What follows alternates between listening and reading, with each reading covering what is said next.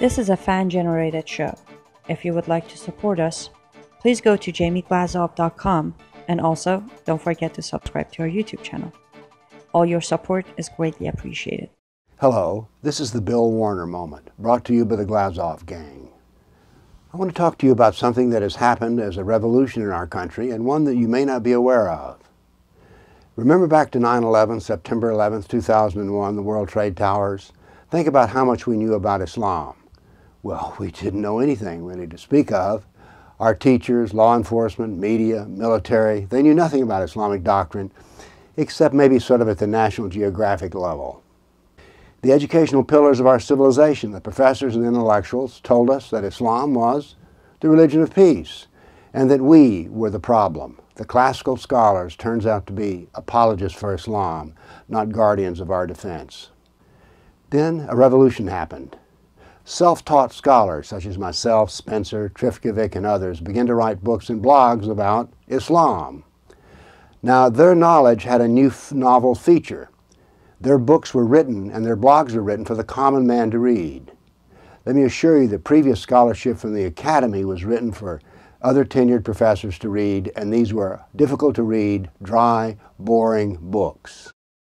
Now, the self-taught scholarship was about the foundations of Islam, the Quran and the Sunnah of Muhammad. Now, academic scholarship doesn't really want to talk about the Quran and Muhammad so much. They want to make comments about comments, opinions from other experts. And by the way, these books are about as exciting as watching paint dry. Now, the experts began to criticize those who were the self-taught experts and say that we couldn't learn by ourselves, which was interesting to us. I myself, for instance, have a degree in physics, a PhD, and when you tell me that I can't read a book and understand it for myself, I'm left a bit puzzled, because I don't know how to tell you this, but I can read big, thick, old books and understand them.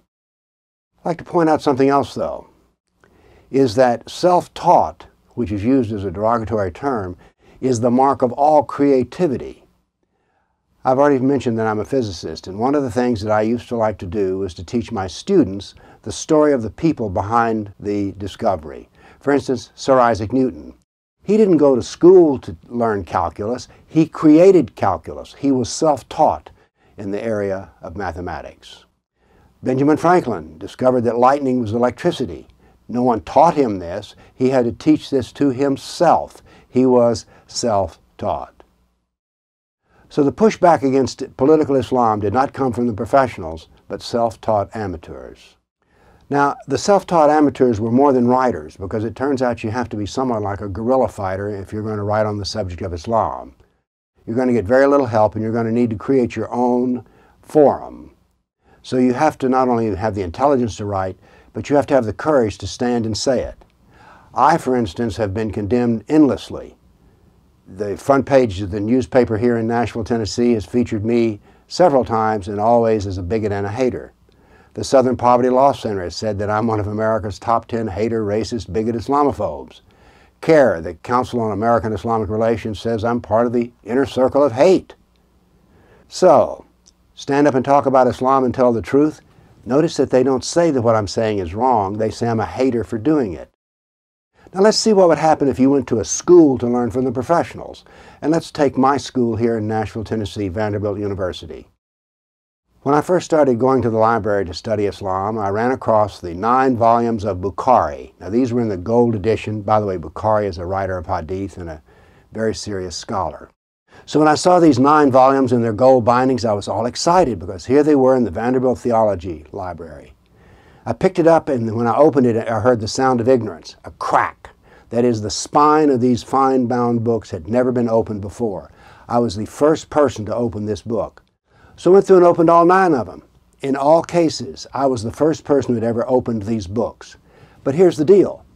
If I'd gone to the Vanderbilt Theology School and then written a paper about Islam, I would have been considered a professional. And yet what had I done? If I actually went to that school, never open and read the Hadith of Bukhari. So I then spoke to a Vanderbilt law professor who teaches Sharia. This woman doesn't know Sunnah from tuna or Sirah from syrup. I said, what do you do about the study of jihad in course on Sharia? She says, oh, we don't study Sharia for those things. We study for contract law and financial agreements. So if I'd have gone to this professor's course on Sharia at the law school, I would have learned nothing about Islam. Then I gave a talk at Vanderbilt University, and the head of the Middle East department screamed at me that I was a racist. Didn't criticize anything I said, just said that I'm a racist. So the universities are filled with apologists for Islam. You can go to a religious school like Lipscomb University here in Nashville, Tennessee, and you will never discover anything about the history of the persecuted church. Now, today we have a new president, President Trump, and if he understood the self-taught revolution, what he would do is he would harness these minds, not by giving us money, but simply letting us have access. For instance, why can't the CIA and the FBI take John Guandolo's courses on law enforcement? We need to start seeing what would happen if we could bring in the knowledge of these self-taught scholars into the inner circles of power.